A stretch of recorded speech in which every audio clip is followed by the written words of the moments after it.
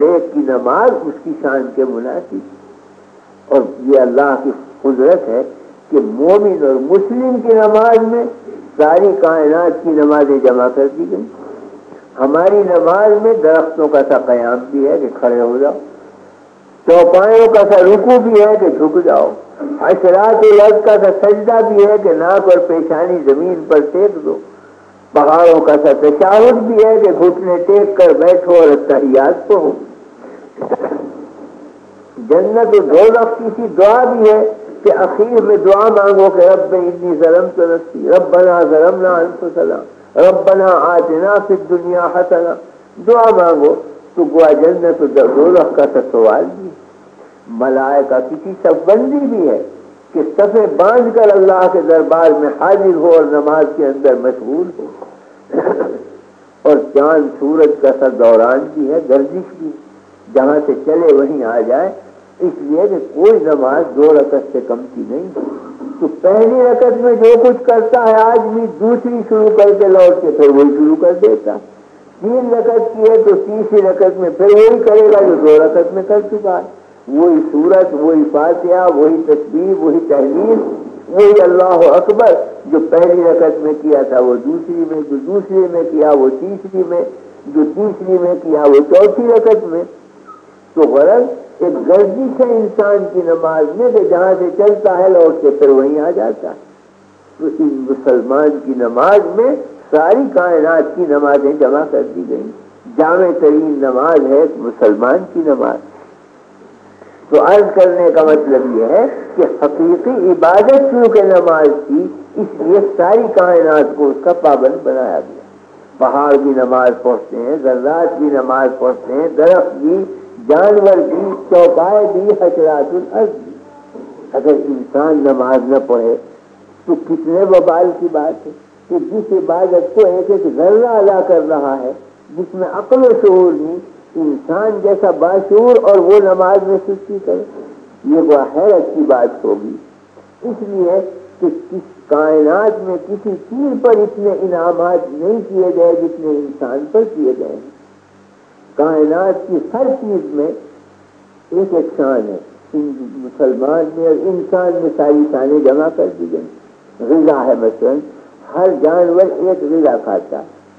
شیر ہے وہ خون ہی پیے گا، پرندے ہیں وہ دانا چگیں گے، چرندے ہیں وہ گھاس ہی چریں گے. ہرن گوشت نہیں کھائے گا، وہ گھاس چرے گا.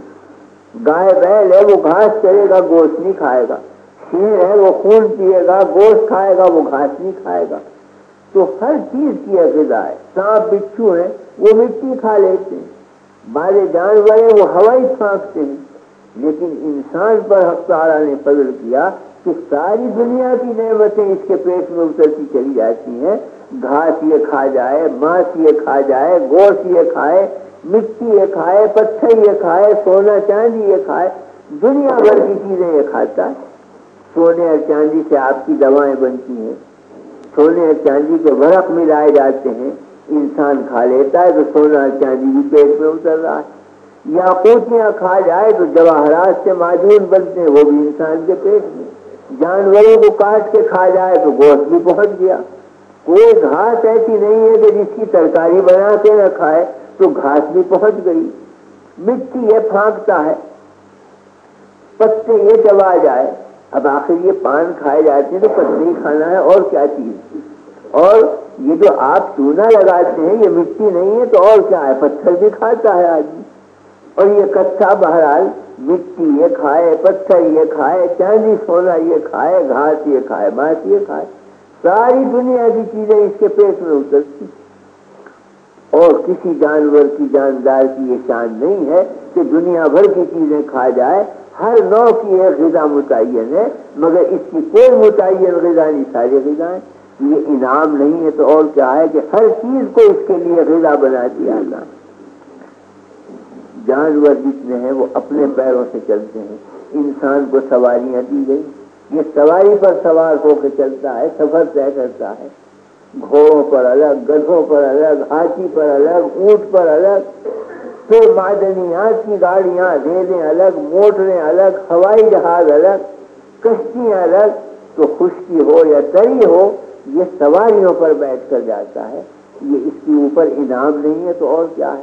کس جاندار کی یہ صورت ہے کہ وہ سواریوں پر بیٹھ کے جائے؟ اگر کوئی جانور دریا میں جائے گا اسے خود ہی تیرنا پڑے گا، یہ نہیں کہ اس کے لیے کشتیاں بن کر آئیں۔ اگر وہ زمین پر چلے گا تو اپنے پیروں سے چلے گا، یہ نہیں ہے کہ اس کے لیے سواریاں آئیں۔ تو فرمایا گیا کہ وَلَقَدْ كَرَّمْنَا بَنِي آدَمَ وَحَمَلْنَاهُمْ فِي الْبَرِّ وَالْبَحْرِ وَرَزَقْنَاهُم مِّنَ الطَّيِّبَاتِ وَفَضَّلْنَاهُمْ عَلَىٰ كَثِيرٍ مِّمَّنْ خَلَقْنَا تَفْضِيلًا۔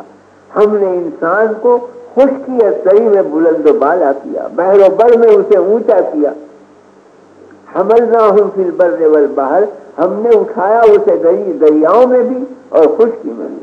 ورزقناہم من الطیبات، پاکیزہ چیزیں ہم نے رزق کے طور پر دی۔ تو کھانے کو بہترین چیزیں، سواریوں کے لیے بہترین چیزیں، تو کسی جاندار پر وہ انعام نہیں ہے جو انسان پر انعام ہے۔ جو تعلق حق تعالیٰ کو انسان سے وہ کسی چیز سے نہیں۔ جتنی چہیتی مخلوق یہ ہے اتنی چہیتی مخلوق کوئی نہیں۔ تو ہر مخلوق تو ذکر میں مشغول اور انسان غفلت میں، ہر چیز تو نماز میں مشغول اور انسان نماز سے بیدار۔ کتنی حیرت کی بات ہے۔ چاہیے تو یہ تھا کہ اور مخلوق پہنچتی نہ پہنچتی نماز، مگر انسان زیادہ تر نماز میں مشغول رہتا۔ مگر قصہ برعکس ہو گیا کہ جن پر انعام زیادہ نہیں وہ تو زیادہ نماز پہنچتے ہیں، اور جس پر زیادہ انعام ہے وہ غافل رہتا ہے، ذکر سے بھی، نماز سے بھی، طاعت و عبادت سے بھی۔ تو نماز بہرحال اصل عبادت ہے، حقیقی عبادت ہے، اسی لیے ساری کائنات کو نماز کا پابند کیا گیا۔ تو انسان تو اور بھی زیادہ پابند ہونا چاہیے۔ حاصل اس کا یہ نکلا کہ بندے کا تعلق خدا سے قائم نہیں ہو سکتا بجز نماز۔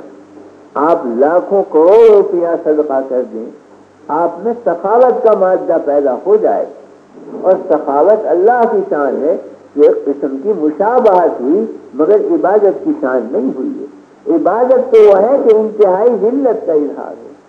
آپ روزہ رکھیں گے، استغنا آپ نے ظاہر کر دیا کھانے پینے سے، یہ تو اللہ کی ایک شان کو اپنے اندر جلوہ گر کیا آپ نے، عبادت انجام نہیں دی۔ عبادت تو نماز ہی ہے، اور قرب اللہ سے جو ہوتا ہے وہ عبادت ہی کا ہوتا ہے۔ اس لیے حقیقی قرب، حقیقی نزدیکی، حقیقی تعلق اللہ سے ہوگا، عبادت سے ہوگا، عبادت صرف نماز۔ تو جو نماز کا پابند نہیں ہے وہ تعلق پیدا نہیں کر رہا ہے حق تعالی شان۔ اس واسطے تاکید فرمائی گئی، اور اسی واسطے فرمایا گیا کہ الصلاۃ عماد الدین، من اقامها فقد اقام الدین ومن هدمها فقد هدم الدین۔ نماز ستون ہے سارے اسلام کا، دین کا ستون ہے۔ اگر ستون ڈھا دیتے ہیں تو پوری عمارت آ پڑتی ہے۔ نماز نہیں ہوگی تو دین پورا کا پورا ضائع ہو جائے گا۔ نماز کا جو پابند ہوگا وہ دین کا بھی پابند بنے گا، اور اگر نمازی کی پابندی تو بقیہ دین بھی اس کا ضائع ہو جائے گا۔ تو بنیادی چیز ہے فی الحقیقت نماز، کہ اس کے قائم رہنے سے دین قائم، اس کے ضائع ہونے سے دین ضائع ہو جاتا۔ یہ وجہ ہے کہ سب سے پہلے حساب جو لیا جائے گا قیامت میں وہ نمازی کا لیا جائے گا۔ اگر نمازیں پوری ہو گئی، فرمائیں گے بس ساری چیزیں پوری ہیں، اب زیادہ چھان بین کی ضرورت نہیں۔ اور اگر نمازیں ہی میں کمی ہے تو فرمائیں گے کہ معلوم ہوتا ہے ہر عبادت میں اس کے کوتاہی ہے، لہذا چھان بین کی جائے، تو چھان بین کی جائے گی۔ اس واسطے پہلی چیز پرسش کے قابل، پہلی چیز جس کا حساب لیا جائے گا وہ نماز ہی ہے۔ تو بندے کو حق تعالیٰ پہچانیں گے اس کی عبادت کے راستے سے کہ یہ ہے میرا بندہ، وہ صرف عبادت سے بندہ بنتا ہے، اور عبادت دیکھا جائے تو نماز۔ اس واسطے تاکید فرمائی گئی نماز کی، اور دن میں 5 مرتبہ رکھی گئی۔ محبت کا اظہار تو عمر میں 1 مرتبہ بھی کر دے آدمی کافی ہے، ہر 1 دفعہ بھی ہو جائے عمر بھر میں وہ کافی ہے۔ لیکن عبادت و بندگی یہ مقصود زندگی ہے، یہ ہمہ وقت ہونا چاہیے۔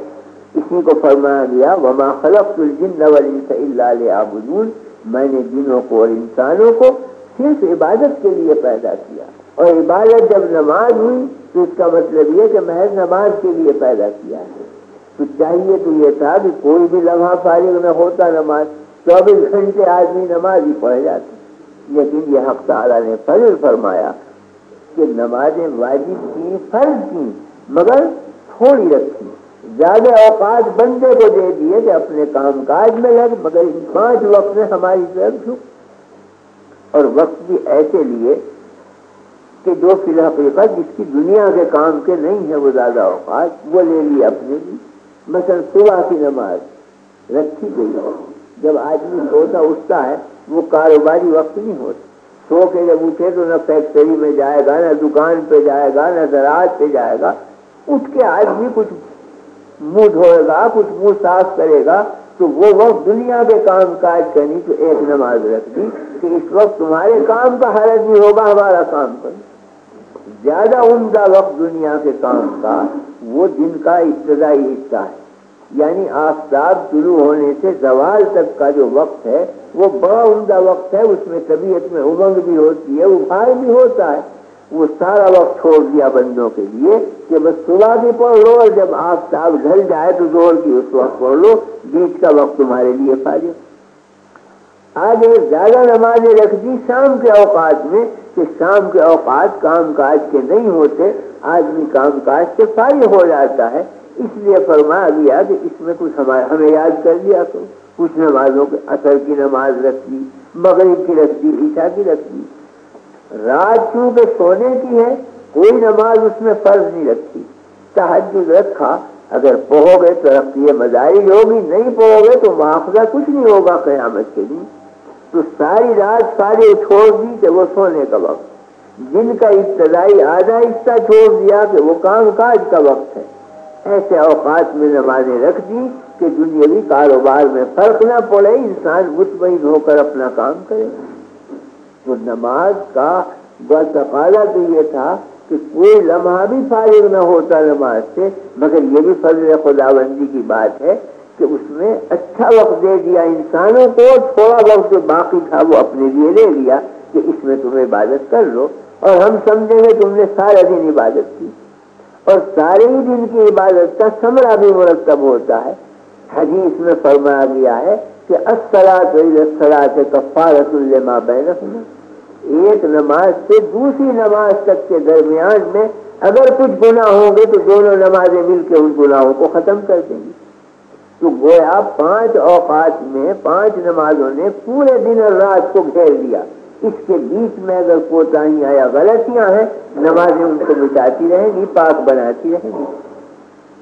تو غرض نماز کی تاکید اس لیے کی گئی کہ اصل عبادت وہ ہے، تو قیامت کے دن پرسی اول اسی کی ہوگی، پورے دین کا ستون نمازی کو قرار دیا گیا، تعلق مع اللہ کا سب سے بڑا ظہور نمازی کے ذریعے ہوتا ہے، اس واسطے اس کی تاکید فرمائی گئی۔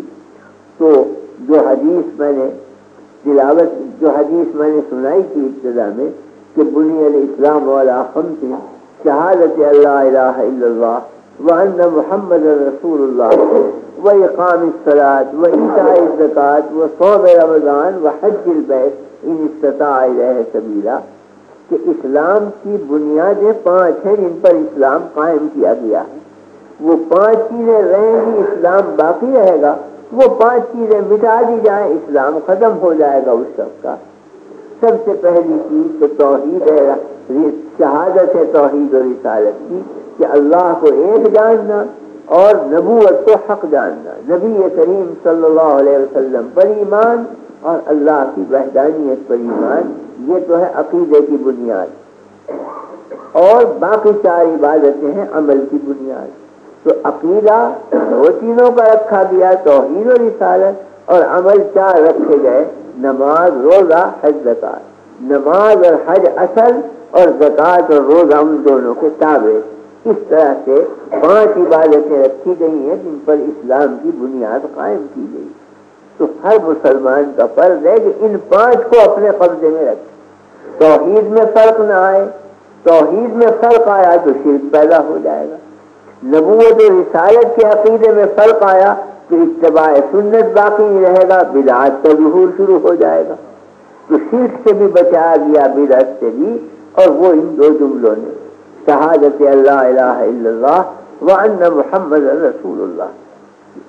تو لا الہ الا اللہ کا کلمہ توحید سکھلاتا ہے، اگر اس کو دل میں رچا لیا آدمی نے تو شرک کی بنیادیں سب ختم ہو جائیں گی. اور محمد رسول اللہ کا کلمہ اتباع سنت سکھلاتا ہے کہ محمد صلی اللہ علیہ وسلم اللہ کے رسول ہیں، جو رسالت لے کر آئے ہیں میں نے مان لیا ان کو. تو آپ رسالت میں وہ احکام اور اپنی سنتیں تو لے کر آئے، جب مان لیا اور ان پہ عمل کیا تو اتباع سنت پیدا ہو گیا، بدعت کا دروازہ بند ہو گیا. اگر اتباع سنت میں خلل پڑا تو جہاں جہاں اتباع نہیں رہے گا وہاں ابتداء اور بدعت آ جائے گی. تو بہرحال توحید میں فرق پڑے گا تو شرک کی بنیاد پڑے گی، سنت کے اتباع میں فرق پڑے گا تو بدعات کی بنیاد پڑے گی. اور یہی دو چیزیں دین کو ضائع کرتی ہیں. تو عقیدے میں تو یہ دو باتیں بتلائی گئیں اور عمل میں 4 باتیں بتائی گئی، نماز، روزہ، حج، زکات. نماز فی الحقیقت جانی عبادت جو آدمی اپنی جان کھپاتا، تو جتنی جان سے کرنے کی عبادتیں سب اس کے تحت میں آ جاتی ہیں. اور زکات مالی عبادت ہے تو جتنی مالی صدقات ہیں، جتنے خرچ اخراجات ہیں نیک نیتی کے، وہ سب اس کے اندر آ جاتے ہیں. روزہ نفس کی عبادت ہے کہ نفس کو آدمی قابو میں رکھے اور ضبط نفس سکھلائے. یہ نہ ہو کہ جب خواہش ہوئی کھانے کی تو وہ کھائی لے، روکنے کی طاقت پیدا ہو. خواہش ہو رہی ہے پھر نہیں کھاتا میں، خواہش ہو رہی ہے چیز کی پھر روک لیا، تو روزے سے ضبط نفس کی عادت پڑتی ہے. یہ وہ نفس کی عبادت ہے. تو نفس جتنے کام کرے گا اچھے وہ سب اس عبادت کے نیچے آ جائیں گے. تو ہر عبادت ایک اصول ہے، اس کے نیچے سینکڑوں عبادتیں آ جاتی ہیں. تو پورا اسلام در حقیقت ان 4 عبادتوں کے اندر چھپا ہوا ہے. جانی ہوگی عبادت، مالی ہوگی عبادت، نفس کی ہوگی عبادت یا روح کی ہوگی. تو روح کا کام ہے محبت کرنا، تو حج فی الحقیقت روحانیت کی عبادت. نفس کا کام ہے کہ بچا رہے خواہشات سے، تو روزہ خواہشات سے بچاتا ہے. بدن کا کام یہ ہے کہ جھکے اللہ کے آگے، تو نماز نے بدن کو جھکا دیا. مال کا حق کا تقاضا یہ ہے کہ وہ اللہ کی راہ میں خرچ ہو، تو زکات کی عبادت آ گئی. تو 4 ہی چیزیں ہیں دنیا میں، ایک انسان کی جان ہے، ایک انسان کا بدن ہے، ایک انسان کا مال ہے. تو جان کا جہاں تک تعلق ہے روح کا حج آ گیا، بدن کا تعلق ہے تو نماز آ گئی، مال کا تعلق ہے تو زکات آ گئی، اور نفس کا جہاں تک تعلق ہے روزہ آ گیا. یہی 4 چیزیں انسان میں تھی، ان 4 کو گھیر دیا گیا ان 4 عبادتوں کے ذریعے. اب اندر قلب رہ جاتا تھا، تو عقیدہ توحید کا، رسالت کا وہ قلب میں ڈال دیا گیا. تو قلب بھی پاک ہو گیا، قالب بھی پاک ہو گیا، اندر سے لے کر باہر تک ایک انسان مکمل مسلم اور مطیع خداوندی بن گیا. اس واسطے اس حدیث میں وہ سارا اسلام بیان کر دیا گیا ہے. اس واسطے میں نے یہ چند چیزیں عبادات کے بارے میں بیان کی. تو اسلام کی بنیاد وہ ایک عقیدے پر اور ایک عمل پر. عقیدے کو ایمان کہتے ہیں، عمل کو اسلام کہتے ہیں. تو عقائد درست ہو گئے تو مومن ہو گیا آدمی، عمل درست ہو گیا تو مسلم ہو گیا آدمی. اور ایمان اور اسلام یہ 2 ہی چیزیں ہیں جو انسان کو دی گئی ہیں، جن پر نجات کا دار مدار ہے. اس واسطے یہ چند جملے میں نے عرض کیے. دعا ہے کہ اللہ تعالی ہمارے عقائد کو بھی مضبوط فرمائے، ہمارے ایمانوں کو بھی قوی فرمائے، اور ہمارے اعمال کو بھی درست فرمائے، اور ہر قسم کی عبادت کی ہمیں توفیق عطا فرمائے، اور انجام حق تعالی ہمارا بخیر فرمائے. اللہم ربنا لا تزغ قلوبنا بعد إذ هديتنا وهب لنا من لدنك رحمة إنك أنت الوهاب. اللهم إنا نعوذ بك من الفتن ما ظهر منها وما بطن. اللهم وتوفنا مسلمين وألحقنا بالصالحين غير خزايا ولا مفتونين. وصلى الله تعالى على خير خلقه سيدنا ومولانا محمد وعلى آله